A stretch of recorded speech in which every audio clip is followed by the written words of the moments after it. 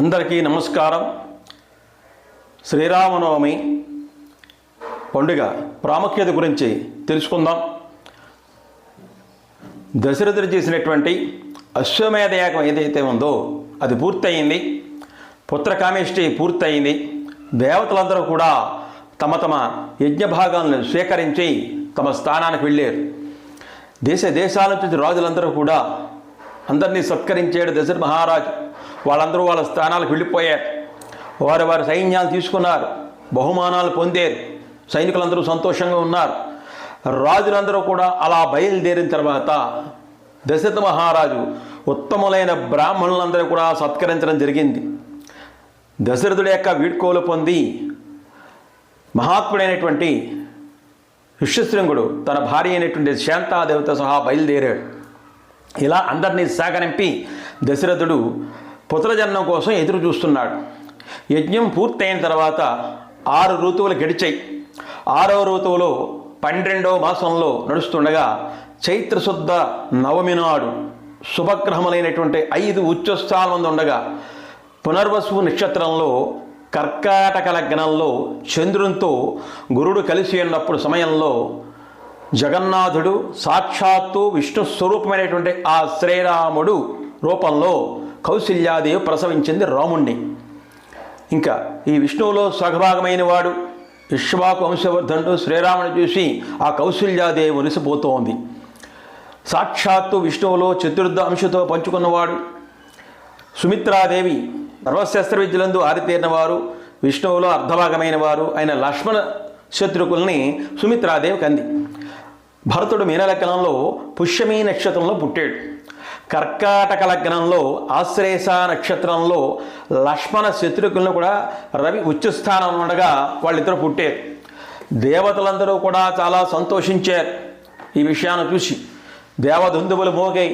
అందరూ పులవర్షాన్ని కురిపించారు. సాక్షాత్తు మహావిష్ణువే ఇక్కడ శ్రీరాముడి రూపంలో పుట్టాడని చెప్పని.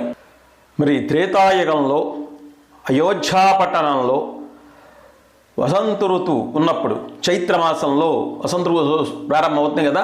ఆ వసంత ఋతువు చైత్రమాసంలో వసంత ఋతువు ప్రారంభమైన సమయంలో పునర్వసు నక్షత్రంలో కర్కాటక లగ్నంలో అభిజిత్ ముహూర్తంలో మధ్యాహ్నం 12 గంటల సమయంలో శుక్లపక్షంలో చైత్రశుద్ధ శుక్లపక్షంలో నవమ తేదీ నాడు శ్రీరాముడు పుట్టడం జరిగింది.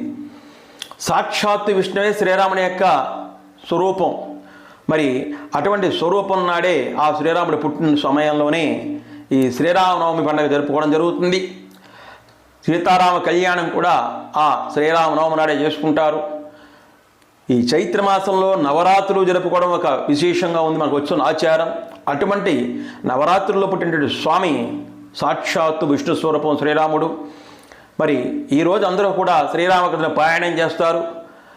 ఈ శ్రీరాముని పూజించడం వల్ల ఏంటంటే భూమి నుంచి చెడు ప్రభావాలు ఏవి కూడా మనిషి మీద ప్రసరించకుండా ఉండడం కోసం, ప్రతికూల శక్తులు మనిషి మీద ప్రసరించకుండా ఉండడం కోసం ఈ శ్రీరాముని పూజిస్తే అంతా మంచి జరుగుతుంది అనే నమ్మకంతో ప్రజలందరూ కూడా ఆ విష్ణు స్వరూపమైన శ్రీరాముని పూజించడం జరుగుతూ ఉంటుంది.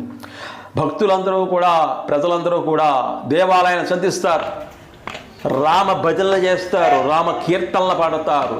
పూర్వకాలం నుంచి కూడా ప్రతి గ్రామంలోనూ శ్రీరాముని కోవెలలో ఈ సీతారామ కళ్యాణం చేయడం అనేది గ్రామ ప్రజలు నిర్వహించుకోవడం అనేది అనాదిగా వస్తున్నటువంటి ఆచారం. దీన్ని అందరూ ఆచరిస్తున్నారు, ఇప్పుడు కూడా ఆచరించాలి. కూడా ప్రతి ఇంట ప్రతి హిందువు కూడా శ్రీరాముని యొక్క నవమి నాడు పుట్టినరోజు నాడు కుదిరితే సీతారామ కళ్యాణం చేసుకోవడం, లేకపోతే దేవాలయాన్ని దర్శించుకోవడం, లేదా పారాయణం చేసుకోవడం, భజనలు వినడం, కీర్తనలు పాడడం. ప్రతి ఇంటి మీద కూడా జై శ్రీరామ్ జై హనుమాన్ అంటూ కాషాయ జెండాలు ఎగురవేయాలి. ప్రతి ఇంటి మీద కాషాయ జెండా ఉండాలి ఖచ్చితంగా.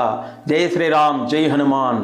హనుమంతుడు కూడా పూజించడం వల్ల ఎన్నో ఇబ్బందులు కష్టాలు తొలగిపోయి జీవన ప్రయాణం సుఖమయమవుతుంది. తప్పకుండా శ్రీరామును పూజించండి. జై శ్రీరామ్ జై శ్రీరామ్ జై శ్రీరామ్ జై హనుమాన్. అందరూ తప్పకుండా శ్రీరామనవమి జరిపించండి. అందరికీ శ్రీరామనవమి శుభాకాంక్షలు, ధన్యవాదాలు. మీ Veerabhadra Rao Mamillapalli. Veerabhadra Rao Mamillapalli presents my YouTube channel. Like, share, subscribe. Skip చేయకుండా ప్రతి వీడియోని పూర్తిగా చూడండి.